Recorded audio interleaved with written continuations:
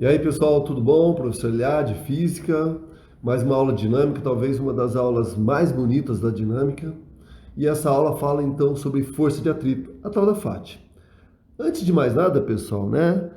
Inscreva-se no canal, dê o seu like, comentário, deixe seus comentários é, e ajude a divulgar o canal. Eu agradeço. Então vamos lá. Força de atrito, então, a nossa FAT. Então a primeira coisa é que eu vou dividir a força de atrito, senhores, em duas partes. Primeiro eu vou mostrar o caso estático e depois o caso cinético, tá? Então vamos lá. Começar pelo caso estático, então. Pessoal, uma maneira bem simples de começar essa discussão é montando uma experiência bem tranquila aqui. Que seria o seguinte, olha aqui comigo, olha só. Eu tenho aqui, senhores, o solo e tenho um bloco apoiado sobre ele, um pedaço de madeira apoiado, então, sobre um piso qualquer aí, tá? Então, a palavra que eu usei, ele está simplesmente apoiado, pessoal. Vou imaginar que eu, a partir desse instante, aplique uma força de intensidade igual a 5 newtons nesse bloco. Então, estou empurrando esse bloco, puxando esse bloco, certo? E o que eu percebo é que apesar de aplicar 5 newtons, ele não se move, ele continua em repouso, ou seja, parado. Você fala, mas como assim, né? Nossa, né, eu estou aplicando aqui 5 newtons, ele não se move, alguma coisa está acontecendo. Por quê? Pensem comigo, pessoal. Quando nós começamos o estudo da dinâmica, certo? Nós vimos, né, os princípios da dinâmica. Um deles, chamado de primeira lei de Newton, deixou bem claro para a gente o seguinte: parado, repouso, movimento uniforme, senhores, significa que a força resultante sobre o corpo tem que ser nula. E aí você olha para essa figura e fala, tem alguma coisa errada, certo? A primeira lei não pode ser contrariada, a resultante tem que ser zero. Então, se eu tenho uma força de 5 newtons na horizontal para a direita, para que essa lei seja satisfeita, ou seja, resultante zero, eu tenho que ter uma outra força, senhores, certo? Agora, ó, na mesma direção, em sentido contrário e de mesma intensidade atuando nesse bloco. Tá? A pergunta é, que força é essa? Essa força é uma força chamada de atrito estático, então. Legal? Primeira coisa, tem que se tomar cuidado aqui, pessoal, com esse termo aqui, ó, repouso, parado, quando a gente começa a falar em atrito estático. Por quê? Porque é o seguinte, né? Imagine que esse bloco esteja parado e que esse solo seja uma esteira, por exemplo, e ela está se movendo. Então, se existir atrito, tá? Esse atrito não vai ser estático. Então, o que que a gente faz? Ó, nós vamos fazer aqui vou dizer assim, eu vou melhorar, certo? Esse termo repouso que eu usei aqui para atrito estático. De que maneira eu posso melhorar? Pessoal, ó, dizendo o seguinte, né? Não há deslizamento entre os corpos, certo? Então, mesmo que esse esteja parado, se esse daqui não tiver, vai haver deslizamento e o atrito não é estático. Então, se não houver deslizamento, ou seja, os dois, por exemplo, com a mesma velocidade, continua sendo atrito estático? Sim. Então, a palavra legal que eu vou usar muito daqui para frente é deslizamento. A outra maneira de falar, né, pessoal, é falar exatamente isso, né? Que não há movimento que relativo entre os corpos. Tranquilo? Então tem que tomar cuidado com isso, né? No caso de atrito estático, nós podemos usar até repouso de maneira comum até que se pode, mas tem que tomar cuidado com o que significa esse repouso aqui para mim, tá? Esse repouso então significa que não existe deslizamento, que não existe movimento relativo. Legal? A segunda observação, pessoal, é a seguinte, né? Tá, e de onde surge o tal do atrito estático? Tá? Então, eu novamente peguei aquele exemplo onde eu tenho o meu bloco, certo? E aqui o piso. Tá? O que eu fiz aqui foi dar um zoom, né? Foi aumentar aqui, pessoal, essa área. Tá? Então, eu estou aumentando aqui, ó, essa área aqui. Então, o que é que a gente observa se olhar bem de perto essas superfícies aqui? Então, aqui, ó, eu tenho o bloco, né? E aqui o piso. Então, se nós observarmos a superfície dos corpos de uma maneira bem próxima, pessoal, o que nós observamos é que elas são rugosas, ela apresenta uma certa rugosidade, certo? E essa rugosidade, de certa forma, gera um ancoramento das superfícies. Então, o que gera a força de atrito é essa rugosidade, é esse ancoramento, certo? Entre os corpos.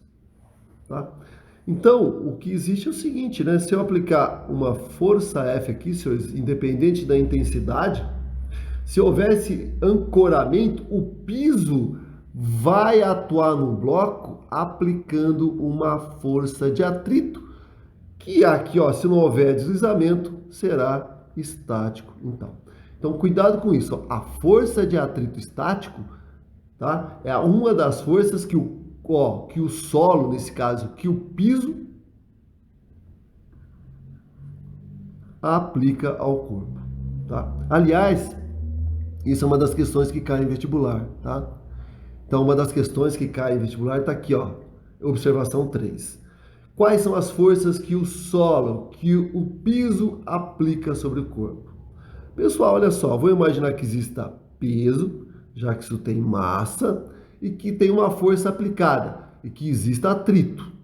Tranquilo? Então, primeiro, ó, peso comprime o solo em resposta aplica ao corpo uma normal. Então, a primeira força, certo? Ou uma das forças que o piso aplica sobre o corpo é normal. Agora aqui comigo, ó, se eu estou puxando para a direita, se existe aquela rugosidade, aquele ancoramento, certo? O solo também vai aplicar, senhores, ao meu corpo, uma força, no caso aqui de atrito, chamada de atrito estático. Então existem duas forças que o solo aplica, neste caso, existe no atrito, né? Tá? Pelo menos duas forças que o solo aplica sobre o corpo, que são normal e força de atrito estático. Pessoal, como existem duas, eles podem colocar em vestibular as duas ou a resultante delas, tá? Então tem que tomar cuidado, ó. Em vestibular também pode aparecer aqui, ó, eu usei o método do paralelograma aqui, tá? Pode aparecer como resposta essa força aqui, tá? Que na verdade, quando você fornece essa resultante, você está dizendo que existem o quê? Duas forças que o solo aplica sobre o corpo, que são, né, a normal e a força. Essa força resultante, pessoal, geralmente chamada de C, força de contato, tá? Mas ela é uma resultante. Então, ó, em vestibular pode aparecer esta e essa individualmente ou C, legal? Então, cuidado que quando aparece C, tá? A alternativa correta é aquela que contém a resultante dessas duas. Joia. Então vamos continuar a minha experiência agora, tá? Então vou supor duas outras situações. Então, primeiro, então olha aqui, ó. Eu vou continuar aplicando uma força, só que agora, pessoal, ó, vou aumentar a intensidade para 10 newtons e vou continuar jurando que não existe deslizamento, tá? Não há deslizamento ainda, tá? Então, olha comigo, se não existe deslizamento, tá? Tem que haver aqui uma força de atrito estática e também de intensidade de quanto? 10 newtons, certo? Para que você tenha aqui, né, a primeira lei de Newton satisfeita, ou seja, a força resultante sendo nula. Você fala, e se eu aumentar ainda mais? Olha, se eu aumentar ainda mais, tá? Mas jurar que continua, ó, não há deslizamento, então mesmo que aumente a intensidade da força, aqui continua tendo uma força de atrito estático, que também terá o valor de 20. Tá? E na verdade você pode me perguntar, mas por que você está fazendo, na verdade, tudo isso? Para mostrar uma coisa para vocês, pessoal. Inicialmente eu apliquei uma força de 5 newtons, não havia deslizamento, a força de atrito estático era 5. Na sequência, eu apliquei uma força de 10, a força de atrito estático, não existia deslizamento, valia 10. Apliquei 20, não há deslizamento, atrito estático, a força de atrito estático, então veio 20. Então, o que eu quero deixar claro para vocês é que cuidado com isso para vestibular, hein?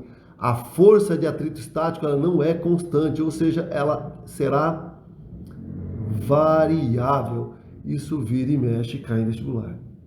Tá? Aí você fala, então não tem como você calcular a força de atrito estático? Sim e não. Por quê? Tá? Tem sim, só se for o valor o quê? Máximo dela. Aqui, ó. Como é que se calcula o valor máximo da força de atrito estático? Tá? Por quê? Nos outros casos, certo? A força de atrito estático vai ter exatamente a mesma intensidade da força aplicada. Consigo calcular o máximo? Sim. E do que depende essa força? Pessoal, essa força depende de dois parâmetros. O chamado mi estático, e da normal. Então, o que é esse mi aqui? Esse mi, pessoal, tá? Então, ó, aqui a força, né, ó, certo? Depende desses dois parâmetros. O mi, chamado de coeficiente de atrito estático, tranquilo? Jóia? E ele depende das propriedades, né, dos corpos, então ele depende da propriedade aqui dos corpos, tranquilo? E também depende de quem? Da minha normal, da minha força de compressão, senhores. Por quê? Pensem comigo, ó. Quanto maior a normal, maior a compressão. Então, maior aquele travamento, aquele ancoramento. Então, a força de atrito estática máxima também será maior. Pessoal, força de atrito é força, unidade, certo? Newton, normal, Newton. Isso, na verdade, faz com que o coeficiente de atrito, o mi, né, tenha uma unidade ou uma equação dimensional igual a 1. Sistema internacional isso, tá? Então, ó, isso daqui, sistema internacional. Então, a gente diz que, na verdade, certo, ele será adimensional, tá? É um número, 1, 2, 10, 20, 30, 40, o que for. Legal? Tomar cuidado com isso. Então, nós aprendemos a calcular o valor do atrito estático máximo, tá? Em cima desse valor, que é medido experimentalmente, e do valor da normal, certo? Que depende de cada caso. Só um exemplo aqui, pessoal. Então, olha só, se vocês pegarem, sei lá, uma geladeira, certo? E colocar sobre um piso de borracha e sobre uma superfície de gelo, então o que a gente observa? Nós observamos experimentalmente que é muito mais fácil mover o corpo sobre o gelo do que sobre a borracha. Então, se nós, né, associarmos o mi estático à borracha e nós pudermos estar o mi estático ao gelo, o mi estático, certo, da borracha será maior que o mi estático do gelo, certo? Isso fazendo com que eu tenha uma força de atrito estática máxima também maior. Legal? Então é bem simples, bem facinho. Então o que eu vou supor a partir de agora? Olha que legal. Eu vou supor que eu tenha feito o cálculo da força de atrito, a FAT, ó, certo? Estática máxima, e tenho encontrado um valor de 20 newtons. Então, eu estou jurando para vocês que eu calculei isso e deu 20 newtons. Então, vamos analisar aquela situação de novo. Que situação? Onde eu tinha o meu corpo, o solo, e eu estava aplicando aqui, ó, 20 newtons. Tá? Pessoal, eu quero que vocês entendam o seguinte: enquanto, certo, a força que eu estiver aplicando não superar a força de atrito estática máxima, não vai ter o quê? Movimento. Então, aqui o que eu queria que vocês entendessem primeiro, certo? Aqui não há deslizamento.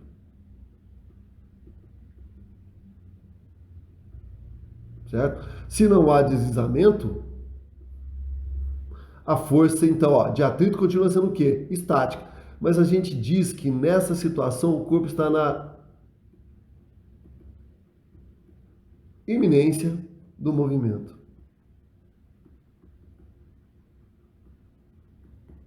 O que é o corpo estar na iminência do movimento? Tá? Quer dizer o seguinte: se eu aplicar qualquer força, certo, um pouquinho maior que 20 newtons, ele vai entrar em movimento, certo? E aí é a pergunta, né? O que acontece então se a força for maior, aplicada for maior que 20 newtons? Se ele está na iminência de entrar em movimento, qualquer coisa maior que 20 faz com que ele entre em movimento. Então aqui, certo? Nós vamos ter então o corpo entrando, né, em movimento. Se ele entra em movimento, nós deixamos de ter atrito estático e passamos a ter agora a força de atrito cinético. Então, aqui, ó, é a fate cinética. A força de atrito, então, cinética. Tá? Então, por exemplo, ó, apliquei aqui 25 newtons. Está aqui, ó, 25 newtons. Esse corpo, tá, se superou a estática máxima, vocês aqui terão um movimento.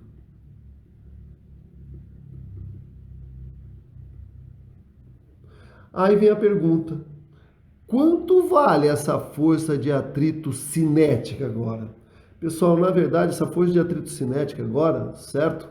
Pode ser calculada de maneira muito parecida com o que eu fiz para a força de atrito estática. Né? O que que muda? Muda o coeficiente. O coeficiente de atrito agora aqui é o cinético vezes a normal. Então, continua dependendo da compressão da normal? Sim. Só que agora depende de outro coeficiente de atrito, certo? Agora o cinético. Por que que nós mudamos o coeficiente de atrito? Pessoal, basicamente pense o seguinte, né? Quando você aplica uma força maior que a estática máxima, certo? Ele entra em movimento, né? Parte daquelas ranhuras se rompem. Então, na verdade, aquele ancoramento diminui, certo? Então, na verdade, eu passo a ter agora, certo? Uma maior facilidade de movimento. Então, o Mi cinético, certo? Agora vai ser menor que o Mi estático. Tá? Então, o que eu fiz agora? Vou imaginar a situação onde eu, né, vou supor de novo, então tem que tomar cuidado. Ó. Estou supondo que eu tenha calculado, feito essa continha aqui e tenha encontrado o valor de 15 newtons para a minha força de atrito cinética. Então, independe, pessoal, se eu tenho aplicado 25 newtons, essa força cinética vale quanto? 15. Certo? Se eu aplicar 30, isso vai continuar valendo o quê? 15. Você fala, mas pode ser menor? Pode, porque a partir do momento que eu tenha movimento, certo? Eu não preciso ter mais resultante o quê? Nula. Então, essas forças não precisam ter mais a mesma intensidade. Tranquilo? Então, essa força de atrito cinético, o que a gente percebe, pessoal, dessas duas figuras aqui? Que independente do valor da força que eu estou aplicando, a partir do momento em que ele entra em movimento, a força de atrito cinética assume um valor que será constante, certo? Então, ao contrário do que aconteceu lá para o Mi estático, certo? Ou para a força, na verdade, de atrito estático, certo? A força de atrito cinética passa a ser constante. Legal? Tem que tomar cuidado com isso.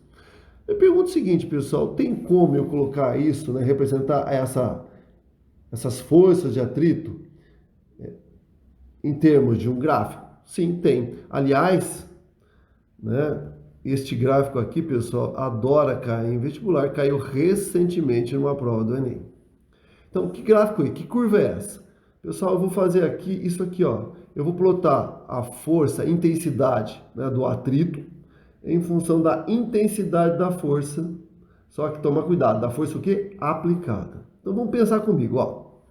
Quando eu comecei lá do cinético, eu apliquei 5 newtons e o meu corpo, certo? Tá? Não se movia, não havia deslizamento, portanto, atrito neste caso, estático valendo 5. Então aqui eu teria o primeiro ponto ligando essas duas forças.